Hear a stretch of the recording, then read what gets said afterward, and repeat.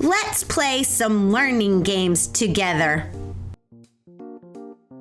Edie and Newt. Hi, I'm Edie's friend Newt, and I love to play fun learning games. Would you like to play a fun learning game with me? Cool! Let's play a game I like to call What Letter Makes This Sound?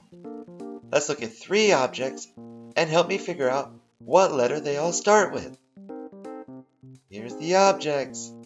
We have a caterpillar, a crayon, and a cow. We should sound them out. Let's see.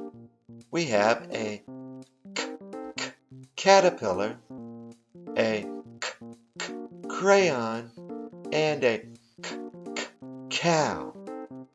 Do you know what letter they all start with? That's right, they all start with the letter C. Would you like to play another fun learning game? Let's look at 3 more objects and try to figure out which one starts with the letter C. Here they are. We have a bear, a crayon, and a dog. We should sound these out too. We have a bear, a crayon, and a dog. Which one starts with the letter C? That's right, it's the crayon.